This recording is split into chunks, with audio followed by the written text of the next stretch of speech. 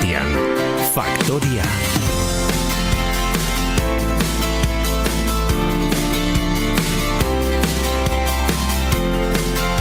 Hogeita 3 minutu goizeko 9:00 aurreratu dizugu gaur gonbidatua Fernando Barrena, EH Bilduko europarlamentaria izango genuela. Fernando Barrena, egunon. Bai, egunon. Zer moduz gaude? Oso ondo, parentesi bat eginda oraindik dauzkadan oporra hauetan, ja bukatzen, eta gustora asko, bateriak kargatuta.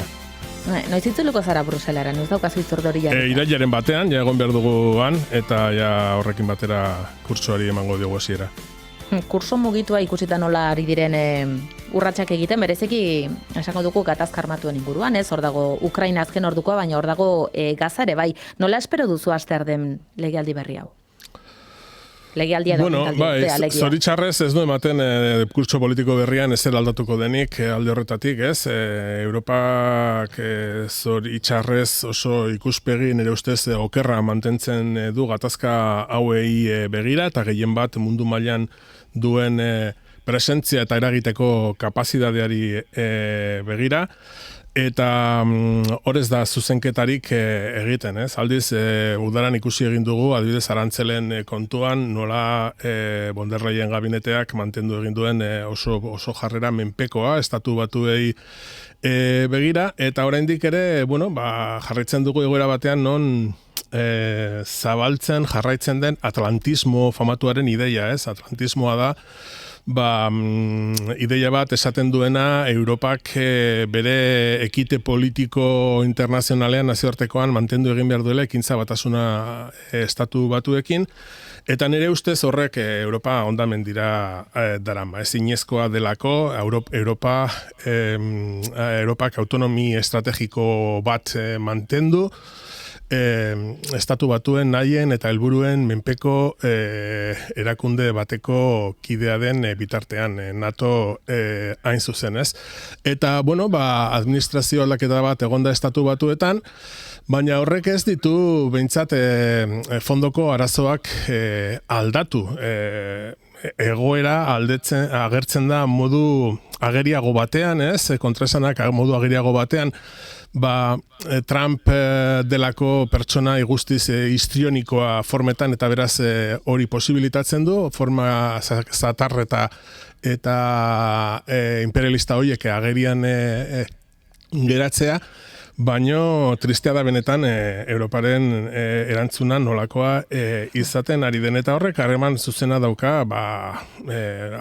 globaletik hasita Europak mundu mailan duen posizioaren osasunarekin, oso kaskarra eta oso ahula momentu honetan, baina baita ere zuk aipatu duzun bezala, oraindik ere zoritxarrez irekita dauden hainbat gatazken kontuan, bat Palestinarenean, modu zin evidenteagoan, eta bestea ere bai Ukrainiaren inbasioaren kontuan, ez? Berehala galdetuko dizut bi gatazka hauen inguruan, baina esandakoaren arira Europako batasunak bereziki estatu batuen aurrean erakusten ari den jarreraren inguruan esango zenuke geopolitika borroka hori galdu egin duela Europak, nolabait bihurtu dela momentu honetan estatu batuen menpeko? Bai, erabat, eta baina hori ez da elemento berria, nik uste dut hori ja azkeneko markadetan landu den bide bat da, atlantismoa da Europaari egin zaion iruzurrik handiena. Ikuspegi ideologiko batetik heldu egiten zaio estatu batuekiko ekintza batasunaren ideiari, ez? Mendebaldeak Txina eta Errusiari aurre egiteko eta nazioarteko harremanak eredu kolonial batean mantentzeko, baina kasu eredu horrek balio duelako Txina eta Errusiaren aurrean, baina baita Europar batasunaren aurrean ere bai, ez? Hain zuzen, estatu batuek duten helburua mundu mailako lidergoari eusteko da beste inork ezin izatea aspirazio hori gauzatzeko aukerarik edukitzea, ez? Eta beraz, estatu batuek beti saboteatuko dituzte Europaren aspirazio globalak beren lidergoari eusteko ezinbestekoa delako. Europa ez da inoiz benetan adiskide edo sozio leial bat izan estatu batuentzat, baizik eta lehiakide garrantzitsua eta beraz garaitu behar den lehiakide bat Errusia edo Txina diren bezala.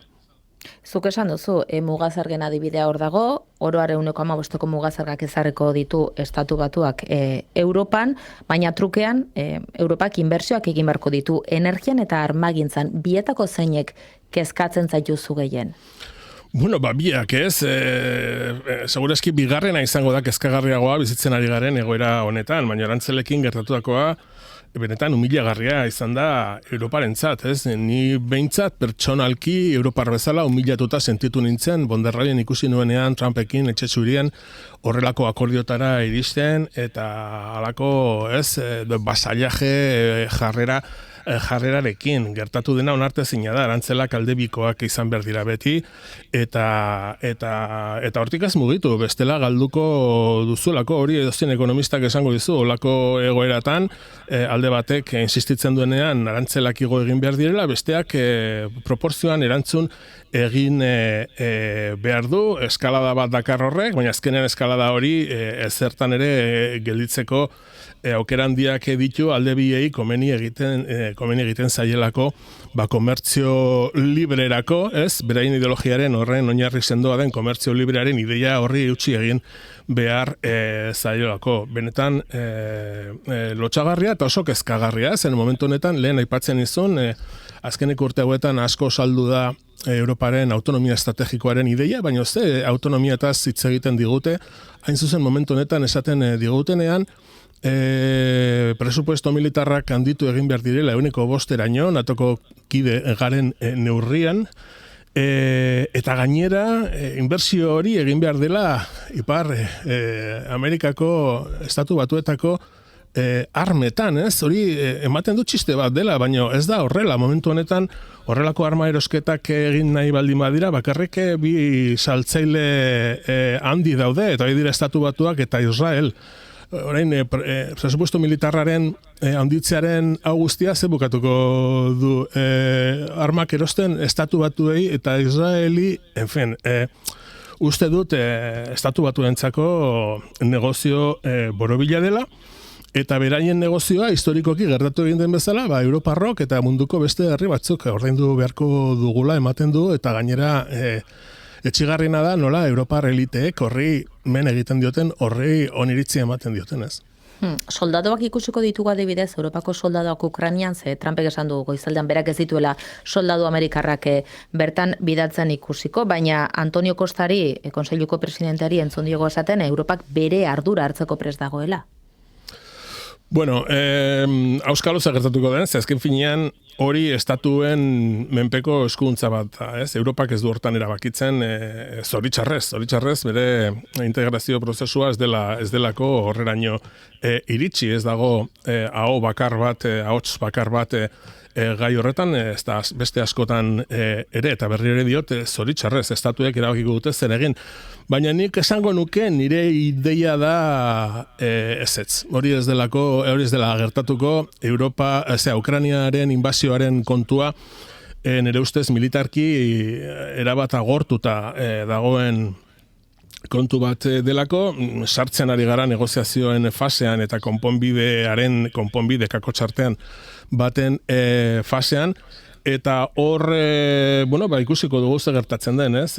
Guk okupazioaren hasieratik gure gaitzespena egin genuen, onartezina da herri batek beste bat okupatzea, edo zein dela, nazioarteko legediaren erabat kontrakoa delako, baina gero egia da ere irtenbide politikoak alboratu egin zirela hasieratik, Ukrainiaren inbasioaren kasuan, Europak hasieran zabaldu nahi zuen bidea hori zen, ez? Negoziazioa eta irtenbide diplomatiko batena, baina Estatu Batuek ezinezko egin zuten bide hori, eta Zelenskiri sinistarazi zioten irabazi zezakela militarki, eta orain Ukrainiak bere lurraldearen eren bat galdu du, eta ez du ematen hori negoziazio mai batean berreskuratuko duenik, ez? Egoera horretan dago, eta beraz, egoera horretan pentsatzea, lurreko tropak bidalita hortan inziditu daitekenik, ez dakit, arraro eta ez probable xamar eruditzen zaitu.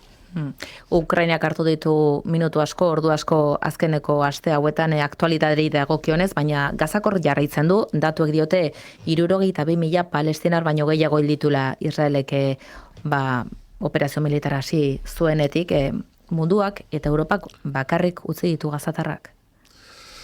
Bai, horrela izan da, eta oso azkar hasi ginen genozidio hitza erabiltzen genozidio bat zelako, baina batzutan hitzek beren esanahia izkutatu egiten dute, ez? Eta genozidio hitzaren atzean badago estatu baten ekintza planifikatu bat herri baten garbiketa etnikoa egiteko, ez? Nik gogoratzen dudanez hori Europan azkeneko 100 urte luzetan bi aldiz gertatu egin da, lehenengoa izan zen juduekin, nazien eskutik, eta horrek badakigu zer suposatu zuen politikoki, eta bigarrena gertatu egin zen, egun hauetan izan du urtemuga, Balkanetako gerran, eta hor datozkigun izen batzuk, ez? Srebrenica eta Bosnia, eta hor ere eman zen populazio musulmandarraren garbiketa, bosniarraren garbiketa etnikoa. Eta horrek badakigu ze egoera kutsi zituen eta zeren oihartzunak dakarskigun, ez? Eta hori xebera guztia, baina tamaina handiagoan gertatzen ari da egun Palestinan, ez? Palestinar herria herri bezala desagertzearen ertzean dago, eta nazioarteko komunitateak erantzunkizun handia dauka honetan Israeli utzi diolako egiten, eta gaur da eguna non estatu bakar batzuk bakarrik moztu dituzte, hartu dituzte, neurri ausartak eta azkarrak Israelen kontra. Israelek jarraitzen du nazioarteko instituzio guztietan lan arrunt eta normala egiten, kirol konpetizioetan, estatu arrunt bat balitz bezala, eta Israel ez da estatu arrunt bat, politika hiltzaileak eta garbiketa etnikoa dakartzaten egiten dituen estatu bada, eta hori gertatzen den bitartean, eta Europaren kasuan gure ardura delako, Europar Batasunak bere posizio horretan jarraitzen duen bitartean, babesa ematen, Israeli azkenean babes politiko bat suposatzen duelako, palestinar genozidioaren konplize nabarmena izango da. Proposamena eraman zenuten Europako Parlamentura, Israelekin harremanak birplanteatzea eskatuz, hori ez da gertatu, eta bitartean badira estatu batzuk esaten dutenak, urte politiko berriarekin, Israelen, Palestinaren errekonozimendua onartuko dutela. Hori da bidea, hori da presio egiteko modua. Nik uste dut baietz, Europak jarraitzen du mantentzen Israelekin, beste herri askorekin bezala, asoziazio akordio bat, asoziazio akordioek badaukate berezitasun bat, eta da ez dela merkatal akordio huts bat, baizik eta elkarkidetza politiko bat garatu nahi duten neurriak ere badakartzela, ez? Adibidez, bisen kontuan, jendearen mugimenduaren kontuan, merkantzia eta kapitalen mugitzearen kontuan, eta azkenean hurbilpen politiko eta sozial bat bi sinatzaileen artean, ez? Nik uste dut horrelako gauza batean pentsatzean momentu honetan Israel posizio horretan dagoen bitartean, niri bentsat lotxa ematen dit, ez?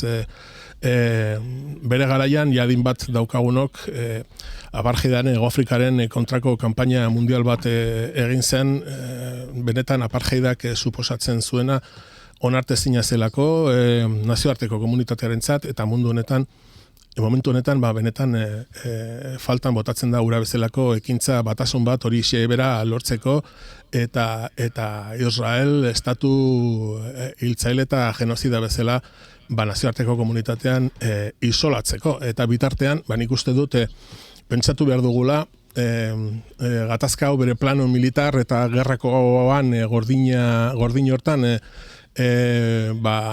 gauzak amaitzen diren bitartean, amaitzen kakotxartean, pentsatu dezagun ondoko agertokian Palestinak behar duela aitortza politiko bat, estatu bat izateko eskubidea daukala inongo zalantzarik gabe, eta beraz nazioarteko komunitateak erantzunkizuna dauka palestinar izate politiko subjektibo hori onartzeko eta bide emateko. Azkenean, estatu estatu berriek nazioarteko komunitatearen onespenean aitortzan daukate oinarri handia egungo nazioarteko harreman politiko moderno hauetan, ez? Lehen urte egin duzu bigarren agintaldi honetan, ultraeskuina indartsuago dago Europako Parlamentoan, nola eragiten dio egunerokoari eztabaidei? Izugarri, zeren momentu honetan ultraeskuinak Europako Alderdi Popularrarekin batera erabateko gehiengoa daukatelako Europako Parlamentuan. Ultraeskuina esaten dugunean, ez dugu ahaztu behar, ultraeskuinak Europako Parlamentuan baduela ez talde bat, ez bi, baizik eta 3. Eta horrek erakusten du indar zabala daukatela, 3 talde baldin badira horrek ere esan nahi du, berain artean diferentzia batzuk badituztela, baino kapazak dira ados jartzeko Alderdi Popularrarekin Europar Parlamentura osoko bilkurara bozkatzera iristen den eta jite aurrekoi minimorik ere duen edozen gauza blokeatzeko edo atzera egiteko, ez? Eta horrek aldatu ditu gehiengo historikoak etxe horretan. Eta, sozialdemokratak edo alderdi sozialista, ez, oso kinka larrian jarri egin du, oraindik ere, ez dutelako erabaki, egoera berri horretan, zer egin, zeren Alderdi Popularraren kritikaren diskurtsoa oso ongi dago Europako Parlamentuan, Europar instituzioetan, baina gero jokatu egin beharko da horren ondorioz, eta oraindik ez dute esparroetatik galdentzeko erabakirik hartu, ez? Jarraitzen dute pentsatzen Alderdi Popularrarekiko adostasunak posible izan daitekela, baina Alderdi Popularrak ez du nahi, beraz batek ez duenean ez dago modurik aurrera egiteko, azken finean, kapazidad legislatiboa eta gehiengoak eta hori guztia ultraeskuinaren menpeko akordio baten konfidantzan jarri egin dutelako, ez? Eta beraz hori da parte bat, baino bigarrena eta oraindik ere larriagoa da ultraeskuina iritsi egin dela Europar Kontseilura, hain zuzen Europar Batasunean momentu honetan badaudelako estatu batzuk non ultraeskuineko talde batzuk agindu egiten duten. Eta hor dago Italia, eta hor dago bereziki Hungaria, eta beste batzutan oso eragin zuzena daukate estatuetako gobernuetan, ez? Beraz, ultraeskuina present dago Europar Kontseilua. Ez dago nahaztu, Europar Kontseilua dela Europar boterearen benetako gunea, ez? Hor biltzen dira estatukideen presidenteak, lehenengo ministroak, nahi bezala, eta baita ere arloetako arduradunak, ez? Arlo ezberdinetako ministrariak. Beraz, jakina denez, Europar Kontseiluak badu aho bateko arau hori, ez? Erabaki garrantzitsuak aho bat ezartu egin behar dira, eta aski da ultraeskuinaren inguruko estatuetako batek gauzaren bati betoa jartzea ezezkoaren bidez, lehen esatunen bezala, eduki progresista minimorik ere duen edozein gauza blokeatzeko edo agendatik kentzeko. Beraz, nik uste dut, bi esparru horietan gertatzen dira gauzaiek, baina oraindik ere importanteagoa dela Europar Kontseiluan ultraeskuinak daukan eragina parlamentua baino. Eta ze leku dute estaturik gabeko nazioen aldarrikapenek, adibidez eta bat aipatzekotan euskararen mahai gainean dago, baina berriz ere atzeratu da, euskara, katalana eta galegoa Europako erakundeten erabiltzeko prozedura hori pazientzia eskatzen entzun diogu Carles Puigdemoni, baina pazientzia noiz arte. Hori da galdera, bai. Pazientzia handia daukagu eta jarraituko dugu izaten jakina, zeren dugun helburua babestu behar den helburu bat delako, eta hortaz beraz aurrera eta indar guztiz, baina pazientzia oso ere bai, ez. Nik konbentzituta nago euskara ofiziala izango dela Europar Batasunean goiz baina beranduago. Nik uste dut horri oztopoak jarri egin dizkieten guztiek, bereien argumentazioak bertan bera ikusi dituzte erortzen, horren alde egin den, euskararen ofizialtasunaren alde egin den zabalpenaren eta azalpenaren eta posizioaren indarragatik. Eta beti argudiatu egin dira arazo teknikoak, arazo ekonomikoak, arazo ez dakizen nolakoak, hoiei guztiei konponbide bat jarri egin zaie, eta proposamen nik uste dut logiko eta planteagarri xamarrak alde horretatik, Eta estatu horiek oren pairatzen dute alderdi popular espainolaren, zeren ez da Europako alderdi popularra da, alderdi espainola, alderdi popular espainola, jasotzen ari dira, estatu horiek jasotzen ari dira horien presioa, hain zuzen oztopoak jartzeko, beraiek eta hau da Bruselan daramaten nahiko jarrera orokorra, edozein gai erabiltzen dute politika espainol domestikoaren klabean alderdi sozialistari egurra emateko, ez? Beraz, gai hau iritsi baldin bada, PPek bere buruari ezartzen dio helburu bat, ez dezaio egun utzi inongo aurrera pausurik, inongo lorpenik agertzen, horrek kalte egiten digulako hor Espainian irekita daukaten ofentsiba orokor horretan, ez? Baina nik uste dut horrek baduela bukaera bat, erori egingo dela, zen azken finean, estatu batek, Espainiako alderdi popularrari mesede bat egiteagatik, guztiz logikoa ez den posizio bat mantentzeak ez du zentzurik, estatu horrek segurazki beharko duelako ere gainontzeko estatuen onespena bere intereseko beste gai batzuetan etorkizun labur batean, ez? Beraz, politika horiek, jokamolde horiek badute iraungitze data bat, nire ustez ere bai. Utzi jazu migrazioari buruz galdetzen segurean ere izpide da, kontatu dugu gaur bertan nola ari diren geroz eta atzerritar gehiago, migrante gehiago iristen, Maliarren kasua aipatu dugu eta goizaldeko albistea da bakalean Gasteizen zaudenak eramango dituztela egoitza batera, eta ikusten badugu Europa osoa, ikusten dugu nola adibidez, hainbat gobernu, Frantziak, Erresuma Batuak ari diren akordioak sinatzen paperik gabeko migratzailei ateak ixteko. Atzera egiten ari gara asilo eskarietan? Oso atzera, ez? Bagento zen egoera larri batetik eta migrazio eta asilo paktu berriarekin egoera hori gogortzen hasia da. Aipatu duzu Maliko migrarien egoera. Eske Maliko pertsona hori guztiak badatozona gerra batetik ieska. Ze diferentzia dago Malikoa eta Ukrainiakoa izatearen artean?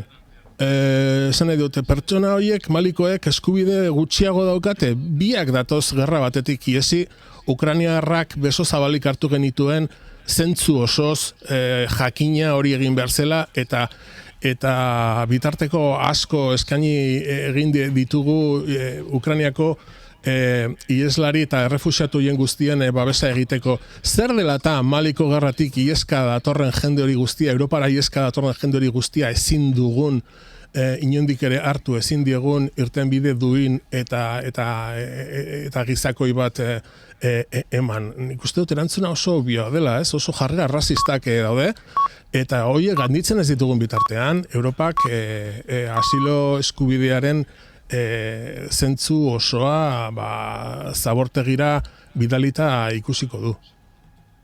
Azken galdera bat personalagoa, udara hasieran onartu zizuten torturatu izara, Nafarroko gobernuak onartu zuen, zuk orduan esaten zenuen, akaso berandu, baina ezin bestekoa zen onarpen bat zela hura.